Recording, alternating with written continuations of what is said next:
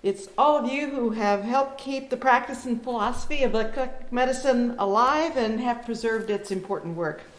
And I'm here to share a story, and I hope to hear some of your stories while I'm out here, some of your experiences and challenges and triumphs in eclectic medicine. My sincere thanks to Ed for inviting me to participate and for the opportunity to tell you a little bit about my book, The Eclectic, The Life and Times of Dr. Wallace W. Wheat. This is a novel based on the life of a real doctor who practiced in Park County, Indiana. My hometown of Clinton, Indiana, is a small city of about 10,000 people on the west central part of Indiana, adjacent to Park County on the other side of the Wabash River. And early in my career, I was a reporter for the local newspaper, and it didn't take long for people to start telling me about the miracle cures of old Doc Wheat. And of course, I wrote a feature article on him at the time, and I interviewed many of his friends and relatives. But it wasn't until years later that I really began to understand the impact that this man had on his community. In 1986, while living in West Lafayette, Indiana, I heard of an herb conference that was coming up at nearby Purdue University. And I called Dr. James Simon, who was the extension specialist in herbs at Purdue's Department of Horticulture, to see if he could use a volunteer to help with the conference. And he eagerly accepted my help, since graduate students sometimes don't quite get the job done, I guess. The first National Herb Growing and Marketing Conference was held at a small hotel near campus. Dr. Simon was expecting a few herbal researchers to come and talk about, to be an academic conference, to talk about herb crop production. Instead, we had over 600 attendees show up with interests that ran the gamut from greenhouse growing to herbal crafts. And many of the names that we later came to know as prominent in the herb industry were at that conference. And I mention all this because one of the men who was at the trade show promoting his relatively new company at that time was Ed Alstead. And as I flittered around from place to place trying to keep things going, as Steve knows very well, it takes at a conference, we began to get acquainted. And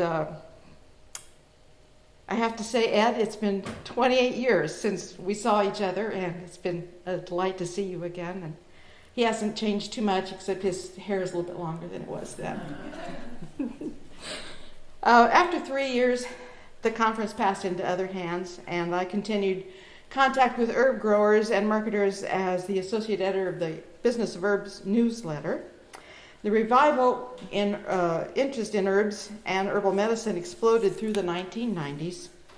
And even though I was no longer directly involved in the industry, I was a performing storyteller, and I kept telling Dr. Wheat's story. And audiences loved hearing about his herbal cures and hearing about his humanity. So when I decided to turn this into a book, I found that many of the previous sources that I had had for information were no longer alive, of course, and that was unfortunate. But fortunately, one person still was alive, and that was Dr. Wheat's great niece, 90-year-old Mildred Wheat Bland.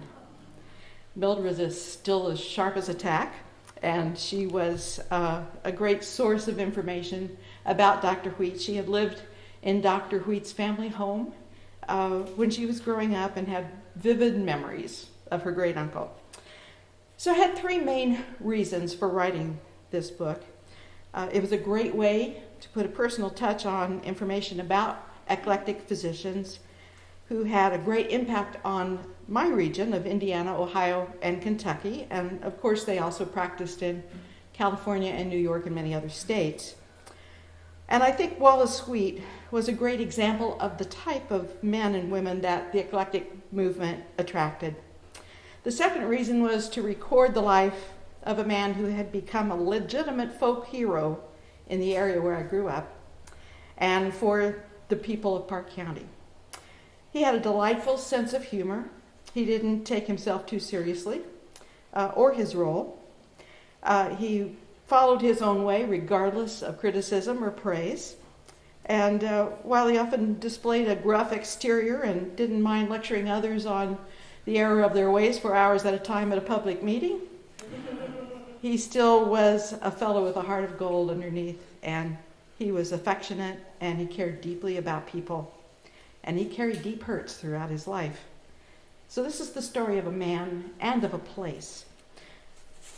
Park County is also known as the covered bridge capital of the world, and it has more covered bridges than any other county in the United States.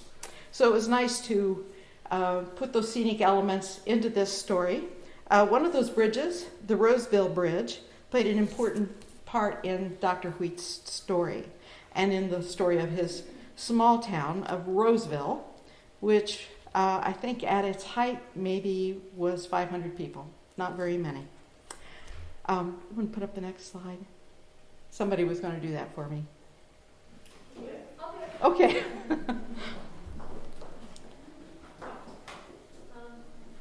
Just push, I think.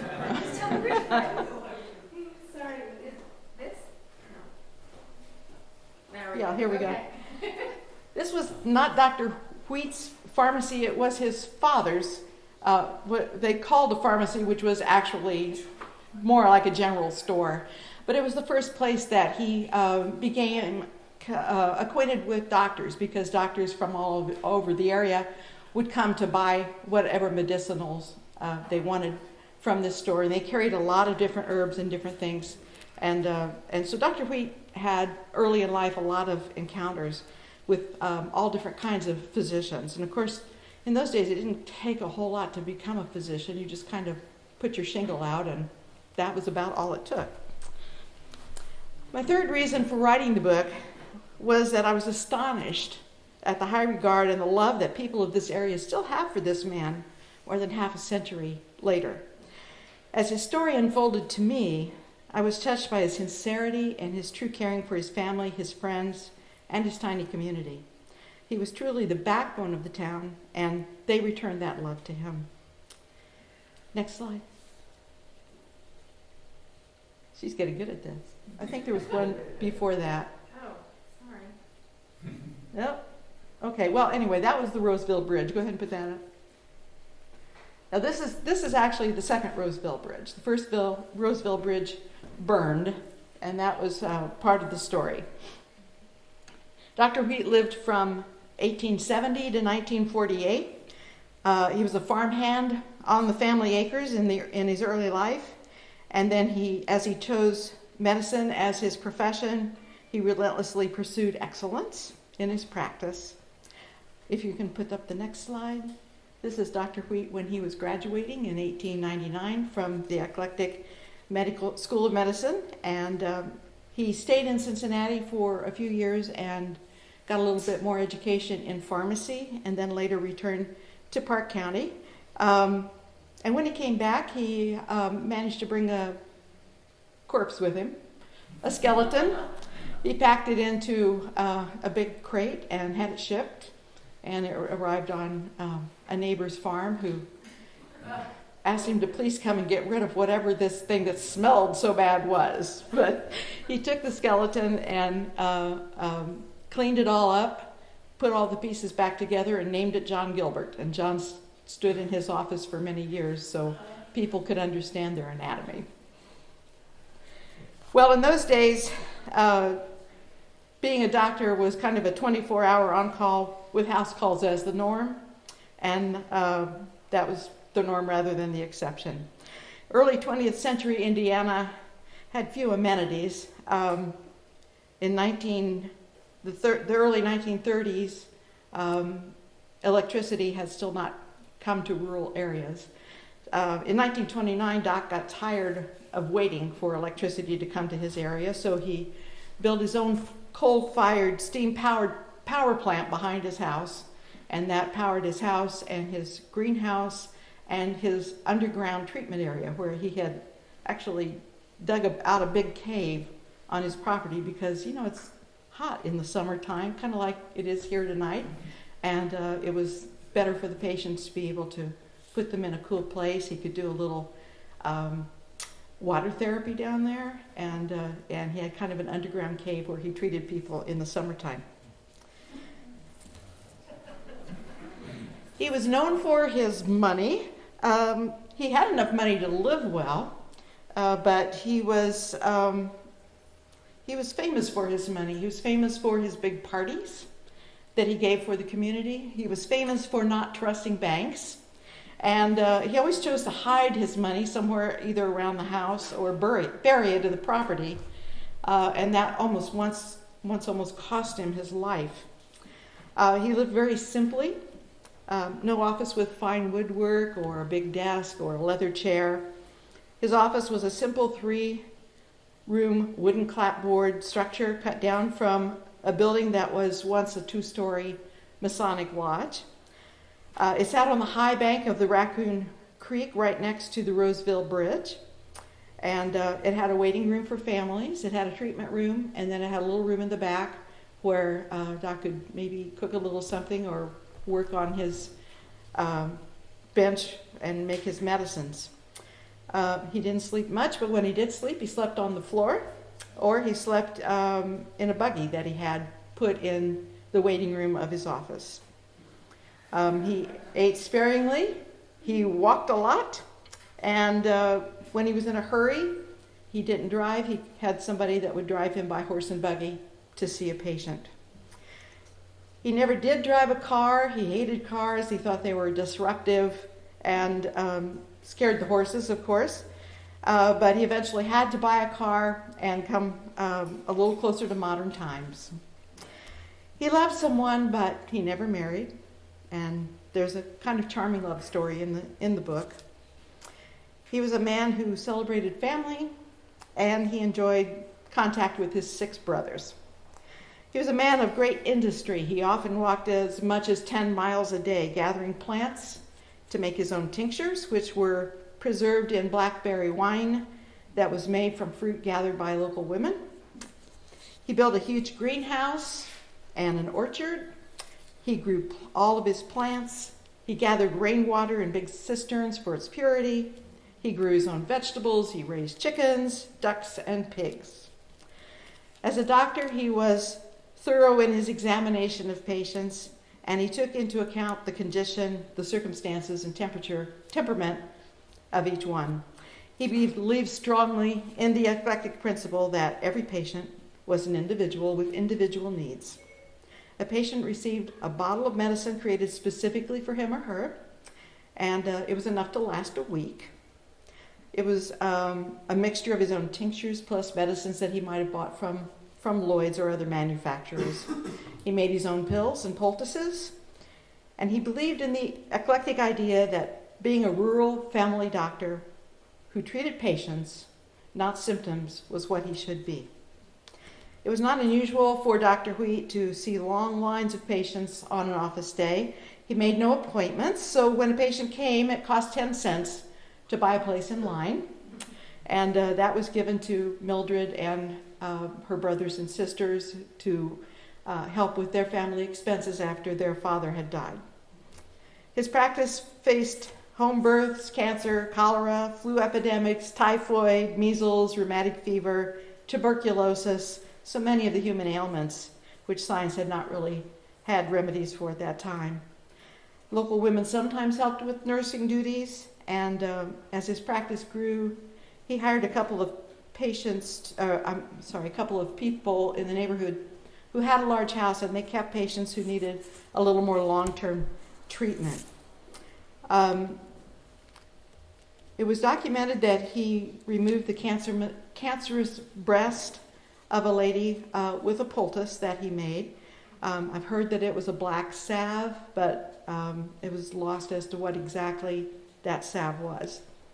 He was particularly noted for his treatment of goiter, kidney ailments, and topical cancers. People came from all over the United States and even Europe to visit him.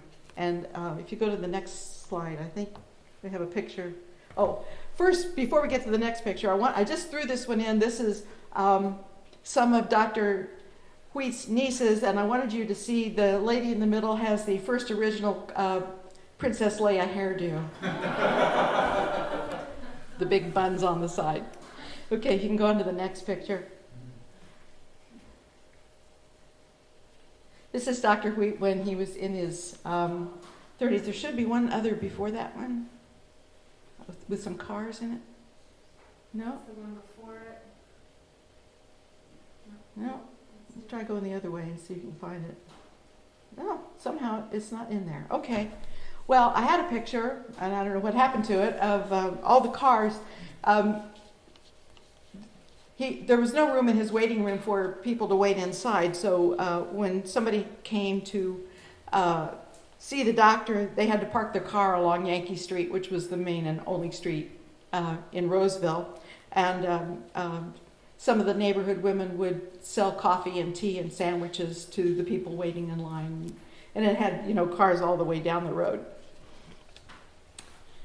Okay, his belief in the importance of natural medicine and his eclectic training were undaunted, even when he felt a great bodily harm after being tortured by thieves who burned holes in both of his feet with the piercing torch of a miner's carbide lantern. He insisted upon treating himself and through his own natural methods, managed to get back on his feet.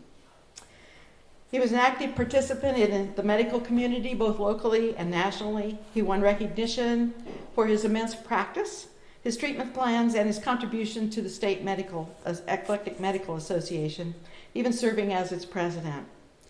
At the time of his presidency in 1934, many of the eclectic schools had shut their doors. The mother school in Cincinnati was still going, and he made a special plea to his fellow physicians to put work and effort into helping the school survive. But the ranks of the eclectics continued to dwindle, physicians fearful of the eclectic name that was being spoken synonymously with the word quackery. In 1933, Indiana historian Charles Rawle included Dr. Reed as one of Indiana's most prominent citizens. While his practice slowed down in his later years, go ahead to the next slide, retirement was not possible because World War II had taken all the young doctors into the armed services. This is a picture of a gathering that he gave at the end of World War II to celebrate the end of the war and the joy of being a United States citizen, and he invited the entire town to come and celebrate Thanksgiving with him. It's unfortunate that no records of Dr. Wheat's experiments survive. I was only able to find about 5 speeches that were actually written by him. Aside from interviews, much of my information came from papers at the Lloyd Library, local newspaper articles written about him, tidbits from social news. I never thought I would think the social news was important, but it was sure important to this book. Interviews and folklore. Extremely little information has survived about the Indiana Eclectic Medical Association. There was just enough solid information to write a novel, but not a biography. So it was a good story to tell, and I hope it will help keep the spirit of the eclectic medicine going. I'd like to do a couple little thank yous. The assistance of a childhood friend, entomologist James Nardi from the University of Illinois, who was a native of Park County, helped me identify native medicinal plants that Dr. Wheat might have used at that time, and we decorated the beginning of each chapter with a medicinal plant that had something to do with the story. My thanks goes to Dr. Haller for all of his descriptions of the medical school and his generosity in letting me use that information. To Mark B., who made a lot of old photos capable of being used. And I think we have one more slide there. This is Dr. Wheat in very old age. To Francis Brinker for his advice on how to present eclectic medical treatments that were given at the time. And of course to Ed for allowing this novel to become part of the collection of the eclectic medical publications. I can't speak with you today as a scientist or as a historian, but I can speak with you as someone who has done some examination of health and healing from the viewpoint of spirituality. And I'd like to make just a few comments, if I may, from that point of view. John Uri Lloyd, president of the Eclectic Medical School, told National Eclectic Medical Convention in 1915 to hold their ground in using natural remedies and not fear the brand of irregulars that mainstream medical community had placed upon them. He was an outspoken pharmacist with a very strong belief in life force shared in plants in the healing process of what he called us, the human plant.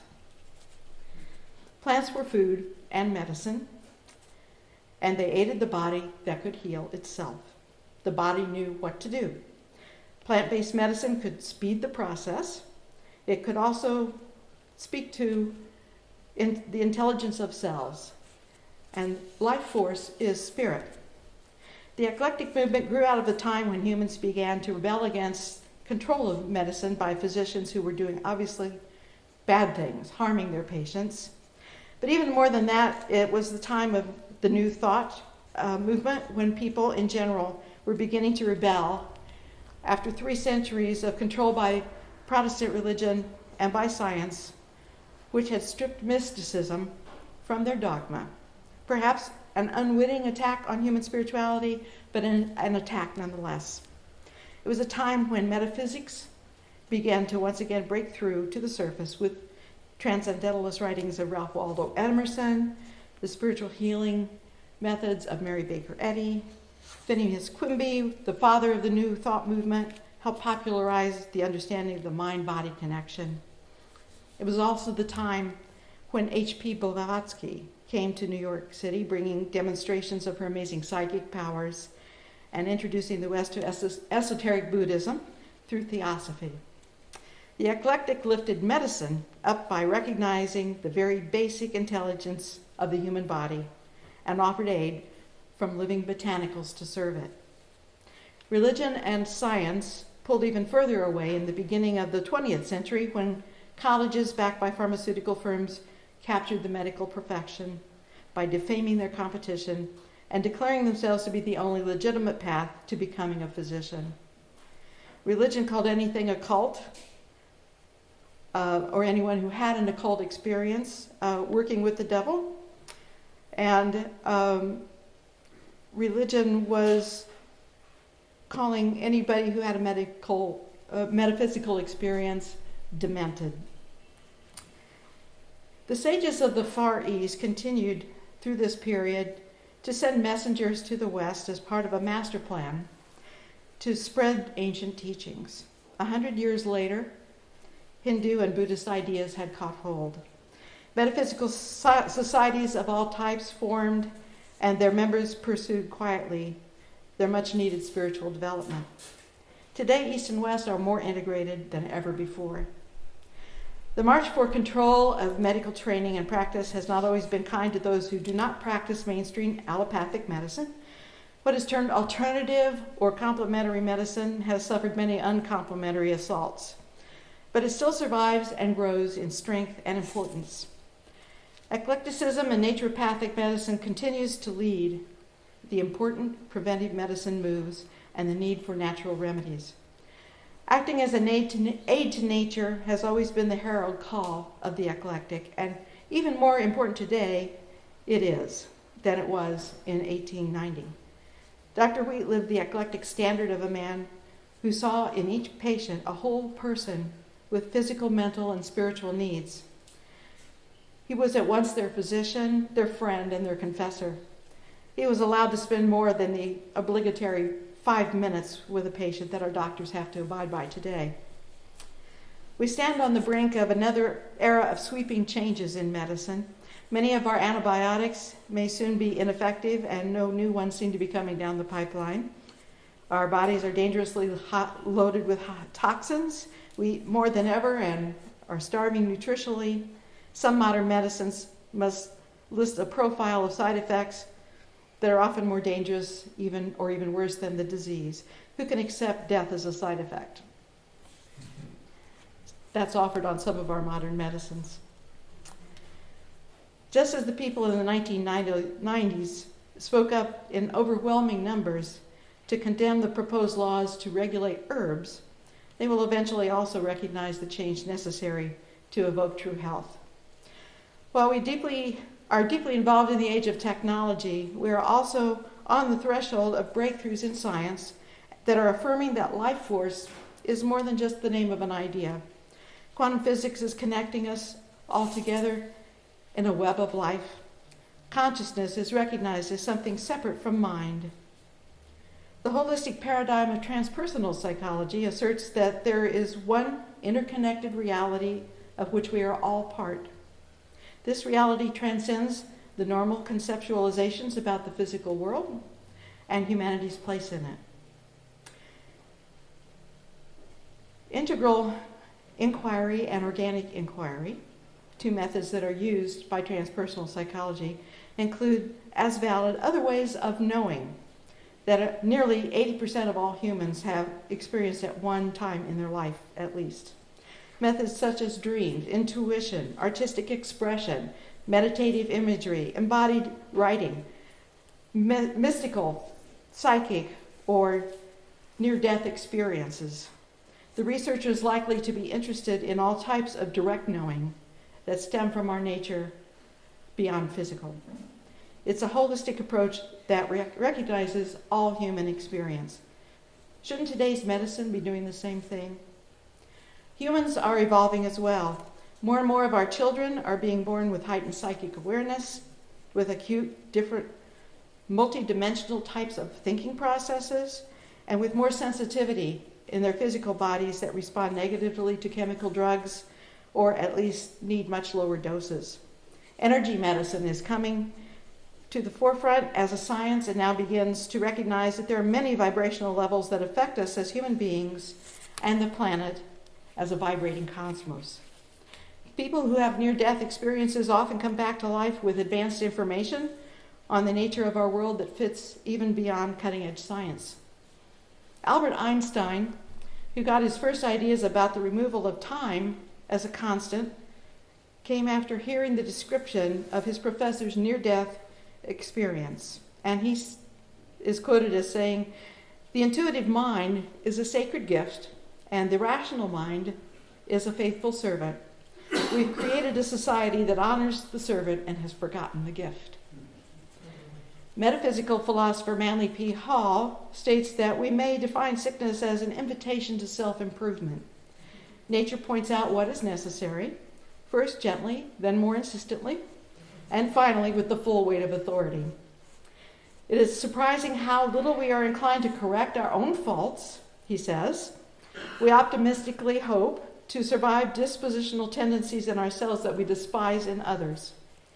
If your faith or your beliefs are keeping you in good health and in an internal condition of peace and tranquility, you probably have basic good health. If you're nervous, irritable, intolerant, critical, fearful, worrisome, jealous, envious, or intemperate, you will ultimately pay the high price for those shortcomings.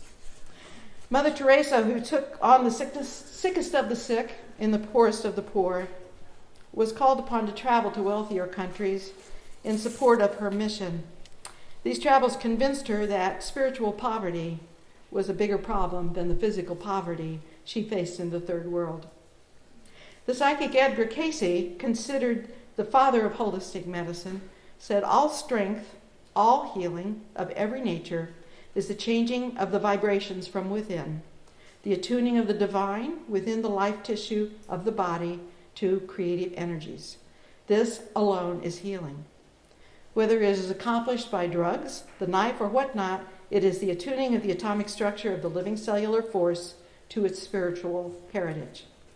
He also said that in nature is the counterpart of that in the mental and spiritual realms, and an antidote for every poison, for every ill in the individual experience. There will be applied nature, natural sources. I think that now in the 21st century, in the millennium, and a new millennium, there's an important place for eclectic medicine. I'm glad to see this symposium take the first step toward realizing that goal. The time is coming when medicine psychology, art, and philosophy will all work together to heal. We can no longer compartmentalize and segregate and expect to get to the heart of health issues. It should have been done all along, but things like the desire for power, prestige, or money often dim the light to the correct path. Eclectic medicine recognizes these needs from the beginning.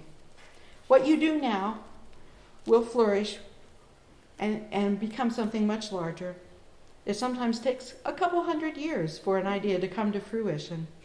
You have preserved the past, you have built the legacy, you have built on the legacy, and you've taken the work to an even higher level. Bravo. Thank you for your attention.